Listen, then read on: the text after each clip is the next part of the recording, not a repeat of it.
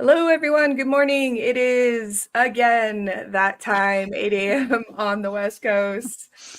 And this is Community Unlocked, the podcast.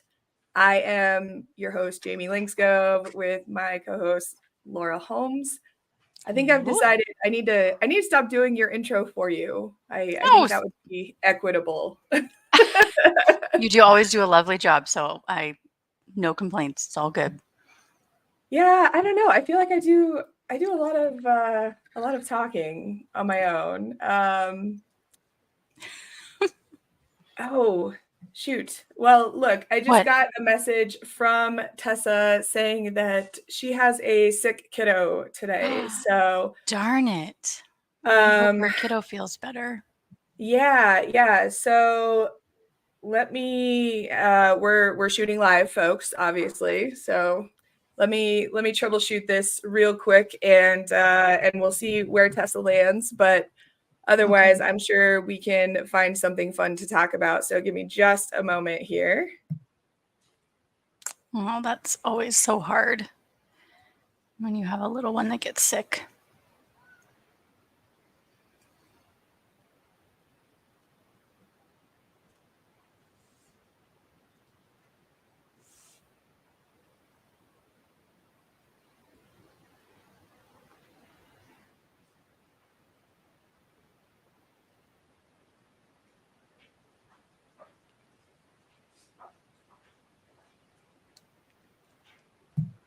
This is the risk of running it live, right, folks? Yep. um, so I know everybody was super excited to talk Devrel today. So I mean, we can spitball a little bit. We'll see what Tessa says. But yeah, sick kids It's happen, rough. you Yeah, know. they do. They do. Well, they're little petri And dishes. You send them out into the world and they just collect all the germs.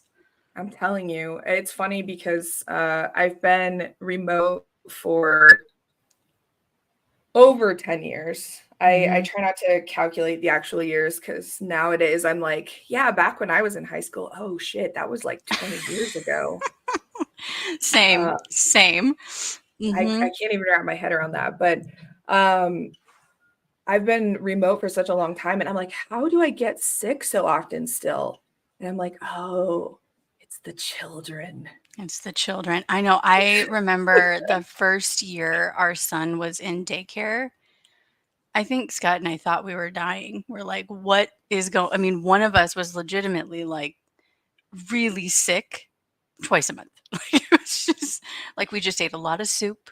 And yeah, that first year in daycare was rough. And then I remember talking to my dad about it and he's like, "Oh yeah, I remember going through this with you." He's like, "I actually went to the doctor and was like, 'What's wrong with me?'" He's like, "Oh, nothing's wrong with you. You just have a kid in daycare." My dad You was have a like, small child. That's what's wrong with "Oh, you. okay. Well, I guess nothing to worry about. Just, This is life now. This is life now. yes, I Yeah. know. Fortunately, it does get better. Like that initial exposure, to all the kid germs that we hadn't seen for a long time. Um, but It gets yeah. better right up until you have another child, and then, or you move, and then Oh, you're apparently moving. there's, like, new germs in the new Yep. place, and so Yep. you just start all over again because why not? I know. I know. We're so Yeah, no, it's topical. bad. It's It's cold bad. and flu season. Yeah. It Um, is, yeah. I know. Well, I hope Tessa's little one feels better and knock on all the wood that our littles stay as healthy as possible.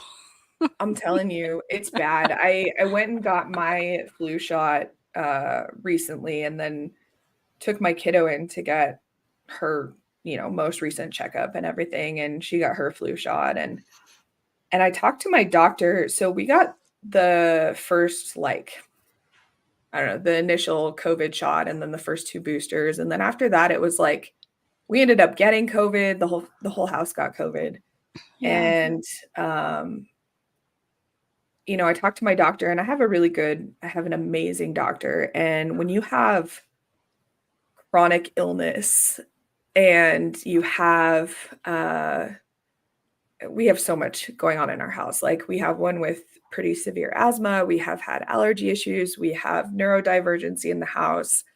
I have my own like genetic chronic stuff that we deal with in the house. And it's like, when you have all that stuff going on, getting a really good provider that you have a good relationship is so important. And Yeah. so I really trust my doctor, and I have a really good relationship with her. And so talking to her, and she's like, well, what are you thinking about the COVID vaccine right now? And I'm like, honestly, I have no idea at this point. Like, you tell me, because My brain cannot compute. Yeah. And she was just like, honestly, as a doctor, I don't even know. And she's like, she has kids that are about the same age as my youngest, my 5-year-old, and she's like, they've got some new ones that have come out and they seem to be better, but they're not approved for the littles yet, and blah blah blah. And I'm like, you just tell me whatever you decide, and then we'll figure that out, okay? Yeah. She's, because Totally. it keeps coming again and there's new strains and all this. And I'm like, I don't know. I have no idea. I So know. I'm like, just stop licking doorknobs, kids. Like, just stop. Which will just make them run to the nearest doorknob and be like this? Don't do this? Yeah.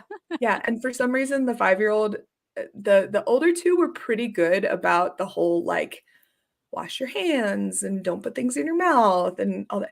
But for some reason, my 5-year-old is just that stereotypical preschool behavior where she just touches all the things and then just and I'm like, oh, stop, what are you doing? Like, finger up her nose all the time, and I'm like, can you not? I know. And And this she's is like, why we're all mommy, sick. taste this, and I'm like, no, no, I mommy does know. not want to taste any of the things, please. I know. Well, Oh, yes, they're not doing us any favors. And then you have all their little friends who are all doing that too. And so I feel like it's like a weekly notice we get from the school. It's like, announcement, your child has been exposed to hand, foot, and mouth. Like, announcement, your child has been exposed. And I'm like, this, anyway, I get it's the a, feeling that our school has given up. They're like, if you get stuff, you it's get it. Sorry, assumed. It's assumed. Yeah. sorry, It's probably sucks, better because sucks for the you. recurrent messaging is kind of like, a little overwhelming. It's like, well, guess we're on alert for this now. But Yeah. anyway, yeah. It's tough. And I mean, I'm going to use this opportunity to put this out there. So I would really like us to do a conversation, and I'm going to put this out there to you too, Laura. I'd like Mhm. us to do a conversation on this show about managing trauma within a Oh, community, within a workplace, because I think that the pandemic yeah, was a collective trauma and is a collective trauma.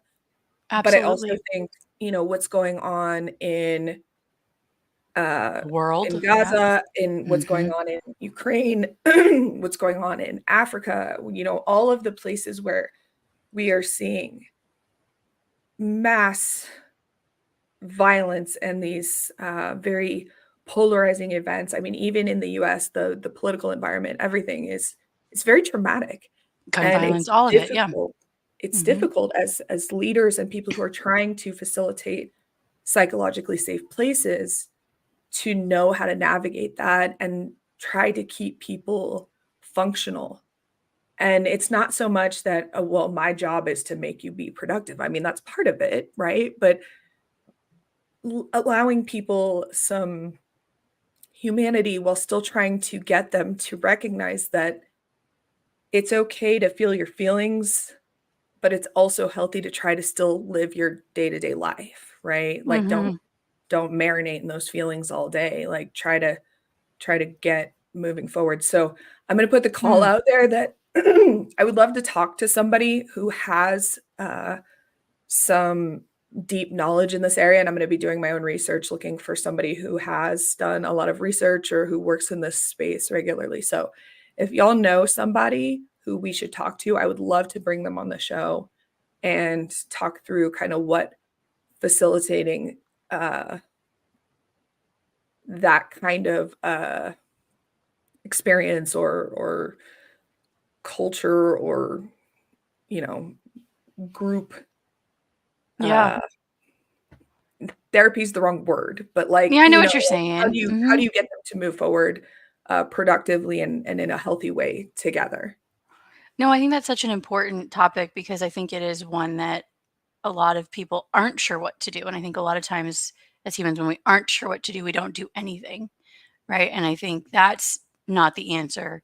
But what is something that would be a, guide, kind of guidepost for people to understand how they can show up in within their team as a leader, as you said, to kind of create that psychological safety, to create a space where someone can feel their full humanity, and not feel like they're going to get penalized for it or can't say something or what have you. So it's really important. And I don't, I don't know the answer myself. So I'd be curious to learn more about that as well.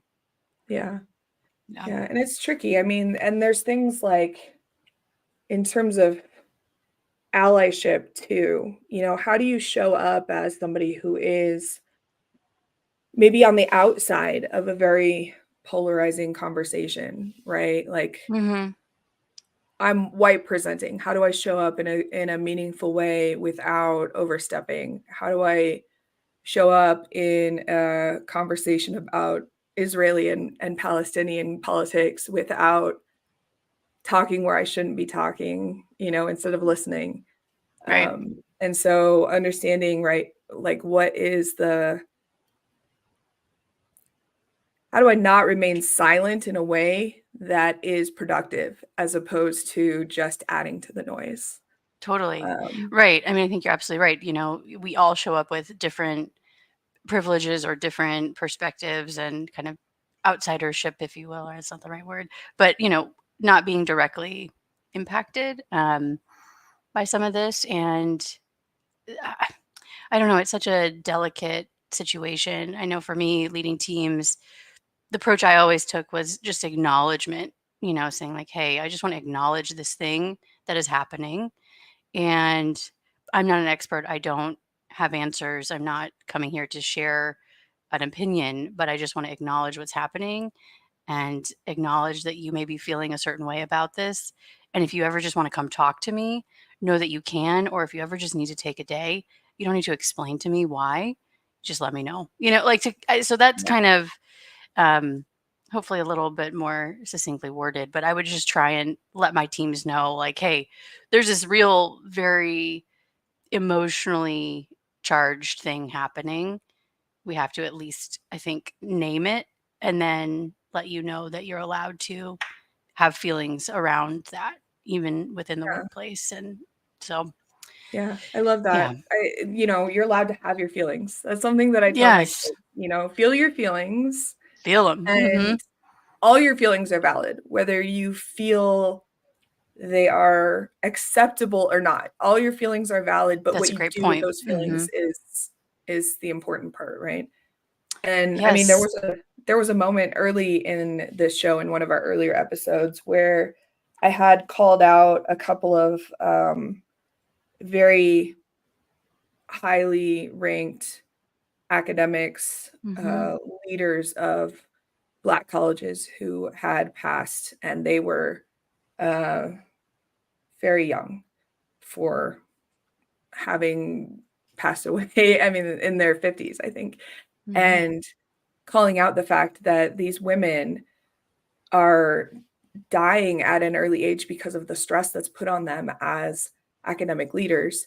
And one of our earlier co-hosts was asking me why I had brought that up. And I said, I just felt like it needed to be acknowledged. I don't have anything poignant to say about it. I just want to recognize that this is a thing that's happening, and it needs to be recognized and acknowledged, and the tragedy that it is. I'm not here to make a deep statement about it. I don't have anything poignant to say beyond this is terrible. Hmm. And Yeah. I want to recognize that people are suffering in a way that is not acceptable to me. And Yeah. that, like you said, it's okay. And I recognize those feelings that community in particular is having, and I see them. And I wanted Yeah. to call that out. So it's been on my mind actually since then of like, Mm. I hope that I didn't I hope that wasn't inappropriate for me to say something, because I felt like, man, am I doing something wrong by acknowledging that this happened, even though I don't want to feel like I'm taking somebody else's grief and like making it about me. It wasn't about me. It was like, I want to recognize that this happened and it was terrible. Yeah. And, anyway, I don't know how I got on that subject, but No, it's okay. Well, I love the idea of talking about kind of trauma and navigating that in a professional space, because I think it is extremely important. And the reality is there's a lot of um, trauma happening around us all the time. And figuring out how to talk about that, or how to show up and feel like you can show up, like you can say something, or you can feel your feelings, I think is really, really important. So yeah, if we can figure out who to talk to about that, yeah. that would be great. So I would really enjoy that. So And I we'll be think in doing our own a research, but if anybody knows yes, anybody that we should talk to, would love yeah, to bring in somebody to talk about that. yeah, absolutely. I think that would be great. Well, I have not heard back from Tessa yet. I'm guessing that she is Yeah. in the car on the way to pick up her little kiddo. So, I mean, we can do kind of a pre-DevRel chat and kind of give folks a little bit of some background there. And then we'll have to try to have maybe Tessa on for a future session. So, bummer. Sorry for everybody who was excited to have Tessa on today. I have been vibrating with excitement to have Tessa on. So either way, we will have her on at some point. And yeah, hoping that her kiddo gets feeling better.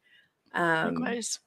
But yeah, DevRel is one of those things that for me has always been a part of my community practice. I've always worked with developer communities in some form or another. So that is near and dear to me. Now, I know for your implementation and professional services background, that's probably a step away from what you have Hmm. done, but talk to me a little bit about what you do and don't know, maybe about what DevRel is and isn't, so that I know kind of where's the gap I can fill there. Well, the short answer is I don't really know much of anything. Okay. So I will take any and all. And you and I had a really good conversation last week when we were kind of talking about this upcoming episode, and you gave me some good background. But the reality is, the spaces I've occupied, we've never really, and I think maybe sometimes unfortunately, had much of a link to, dev or engineering or anyone on the hyper kind of technical side. My teams were always, it's a shiny product, it's all finished, now go work directly with clients and make it work, right? um, and so we didn't really get too involved with dev. We tried to create feedback loops, but that was not always particularly successful. So they kind of developers and engineers were always felt a little bit behind like the iron curtain, if you will. Like they just felt like they were in this untouchable space that really wasn't meant to be shared, with the things my teams were doing, which I thought was always a little bit of a miss. But at the same time, you know I kind of understood to an extent. So I don't know that that answers your question. All that to say, maybe just to underscore my lack of DevRel knowledge and how that community really operates, because it was quite different than the space I occupied. Yeah, no worries. Okay, so level setting. So from your work perspective on the professional services side, you were primarily working with business users. Is that fairly accurate? Like end users of product? Correct. And typically, like individuals who are more in the HR landscape. So a lot of the technology I have supported has often been owned under kind of that HR umbrella. So we were working with leaders and individuals in that space a lot of the time. Okay. Mhm. So when we talk about DevRel, it's usually focused on external developers. And so you would be in a professional services setting, you would be working then with end users who are developers, as opposed to Okay. working with internal developers on, let's say, Cornerstone On Demand's team. Hmm. So you would be working with customers who are developers. And Okay. so in my background, for example, that would be a customer who purchased a MongoDB enterprise license, Hmm. and our customer end user would be developers, sysadmins, database admins who are then setting up, supporting, utilizing the MongoDB database. And so that is who would be interfacing with your team in essence. Okay. So instead of like an HR person, you'd be working with a developer, right? Yep. That makes sense. Yeah. Okay. Okay. So now from the DevRel side, DevRel is really focused on that broader community of external developers. And what that means is that not only are they working with customers who are developers, they're also working with people who are using the free tier version. So anybody who hasn't actually purchased the product, they're just using the free self-service version. Okay. And so in Tessa's case, and you know, she'll have to tell us more about this when she makes it on, but I expect that that means that they're accessing things like SDKs, which is the developer toolkits that they would create, that would allow them to work with the tools that Tessa's team has created to interface with whatever they can access within Snapchat to like build fun filters or things like that that you can use in Snapchat. Hmm. Um, and they're also doing the work to go out and socialize those tools with developers, get developers excited about using the tools that her team is building, and building new apps and things to work with the product. So like an integration between two different Right. tools. So Okay. it's kind of like having a marketplace out there that you want developers to build new apps. It's like the Apple app marketplace, right? Okay.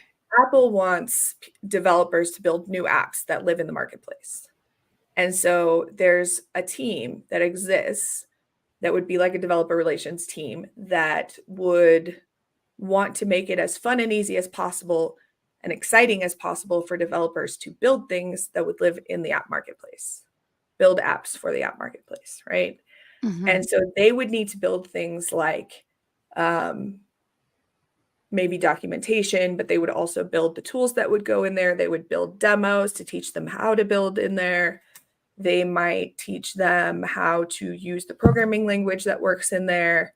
And then DevRel in particular is often, the ones that go out to the industry events, and they will present at industry events and, actually meet with the developers, talk to them, interface with them directly.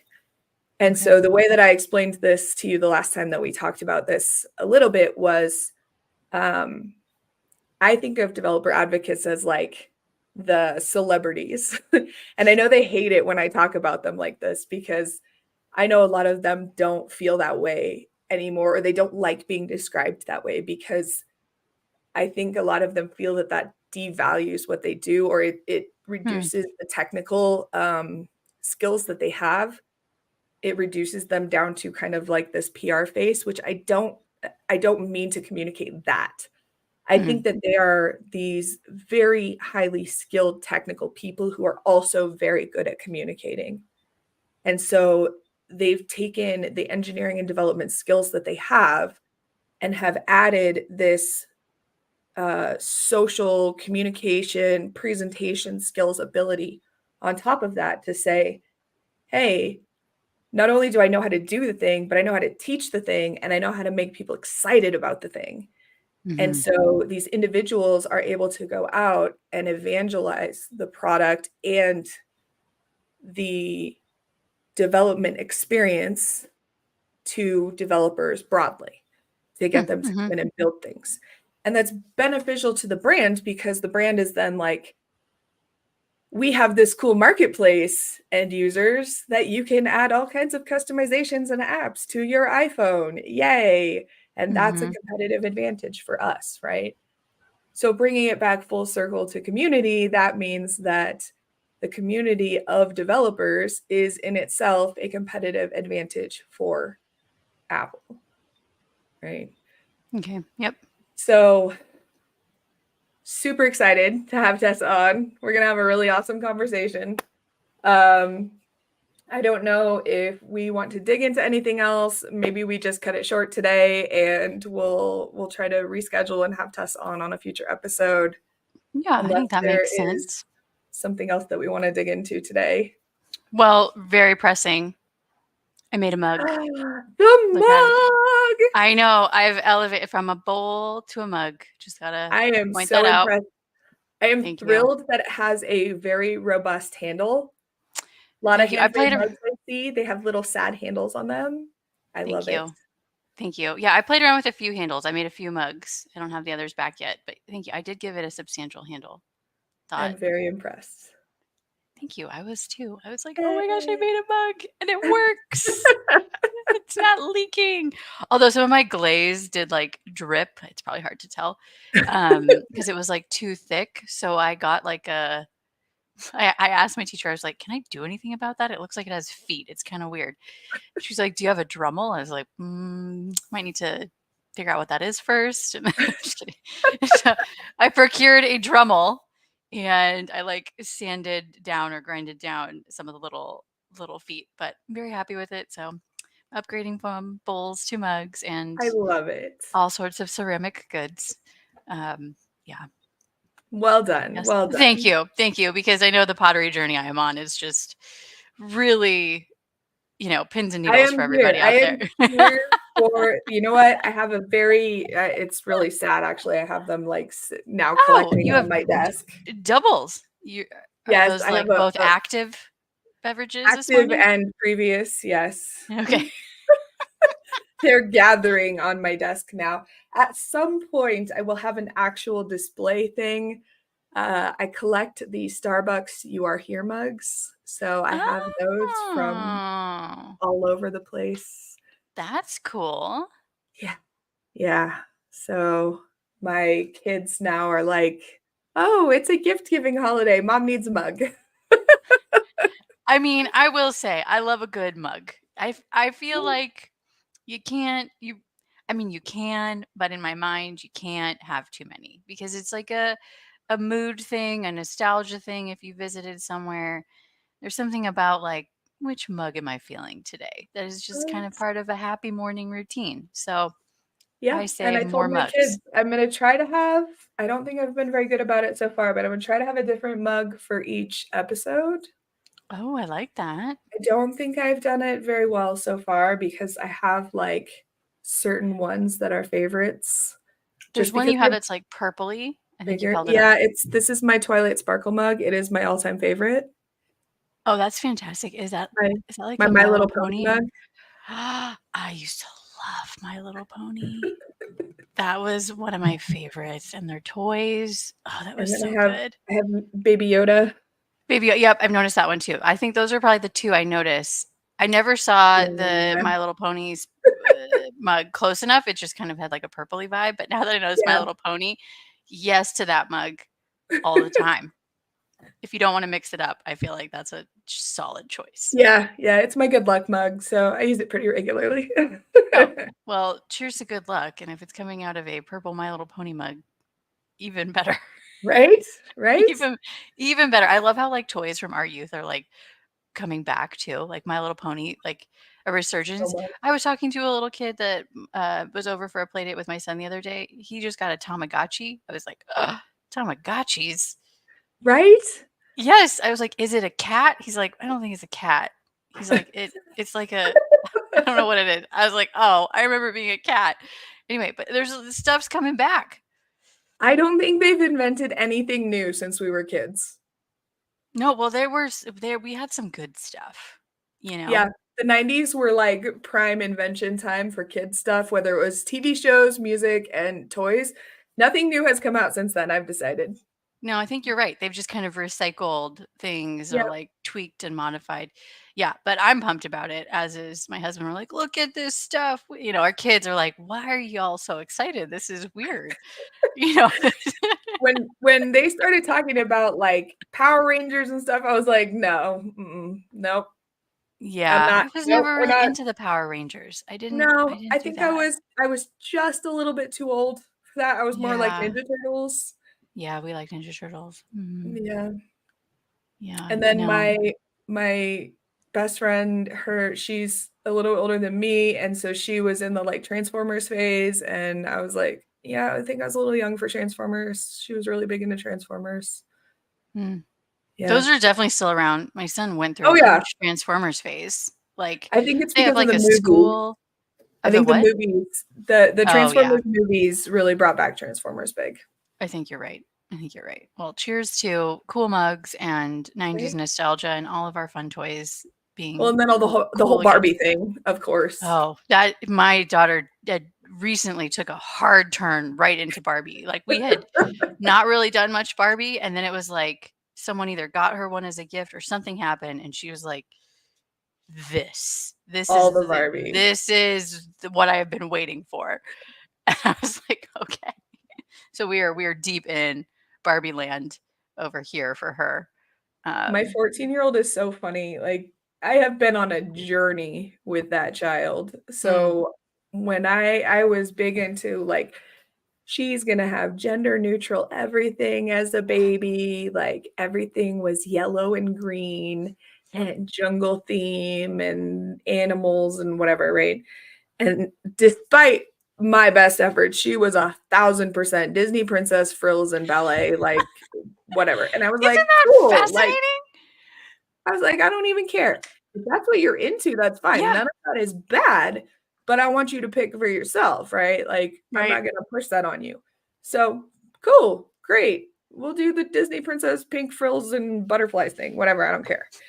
And and then she hit puberty, and it was like, I might be a boy. And I was like, girl, you are not a boy. Like, you have forever been frills, lace, and princess. Like, if you want to dress like a boy, that's fine. But I adore you. I support you. I will call you whatever you want.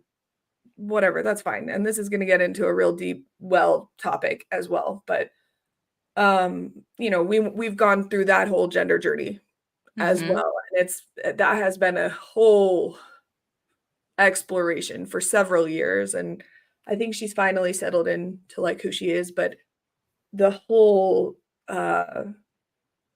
body changes that come with puberty thing and trying to figure out what that means for her from a gender perspective and what that means for her from a pronouns perspective and from a sexuality perspective and the fact that she has a sexuality like As a mom, you're like, "Okay, and I just was like you have no sexuality, you're 10. You Yep. can have a crush on whoever you want, dear. I don't care. Like, that's fine. So, Yeah. I think she's kind of settled into who she is, and I'm like, "I love you, I don't care, you do whatever you want. I will buy you, like, polo shirts and colored shirts and also pink frilly dresses. I don't care, like, Yeah. whatever, you be Both can you." be true, right? You Right? could I'm enjoy like, I yeah. don't whatever. And so she's settled in, but man, it's been wild, and it's like she never was into dolls. And the 5-year-old is 1,000,000,000% into Barbie dolls and baby dolls and is like I walked in the other day to the bedroom and she had the baby doll and was feeding it with the bottle and was like, "Oh, I'm gonna be a mommy." And I was like, "Oh, that's adorable." And I'm like, "Your older sister never would have done that, but cool." Like, Yep. Oh, they're all so different, but I think yeah, them gravitating towards those things that call to them and having an environment like the one you've, created where they can be comfortable to go and explore the things. But it is fascinating just to see what our kids kind of lean towards and how sometimes it does kind of fall into those stereotypes even when you're expecting maybe it won't because you've set up an environment that's neutral. yeah. We did that with our son, kind of to try to take the same approach. tried to get him like a couple dolls, completely zero interest. Was like, what do I do with this? Right? All any sort of ball, block, truck, toy, all in. And so then my daughter, that was her environment. She was brought into an environment that had all of my son's interests. And despite that, it's all, the pink, the princess, the Barbie, the sparkle, she's really into gems and crystals right now, which I'm like, ooh, it's kind of witchy. I like it. And so, it's just really, it's fascinating to see what they just kind of, like a Yeah. moth to a flame. They're like, ooh, that's me. That's what I want. And it keeps evolving, as it sounds like with your daughter too. Sometime I'll send you a picture of our craft room, which has a literal window full of just rocks that my daughter has picked up that she thinks are really cool. Yes, they love I was rocks. the same way. My mom was like, "You have a literal just box of rocks." And I'm like, "Yeah, they're cool rocks. I don't understand. What's the problem?" Did you do anything with the rocks, or did you just have the box of rocks? I just had the box of rocks because they were That's cool. kind of where we're at. I know. I'm like, can we paint the rocks? Can we make something with the rocks? And I just finally put them in a giant jar for her because it was getting a little. Yeah. You just find random rocks everywhere.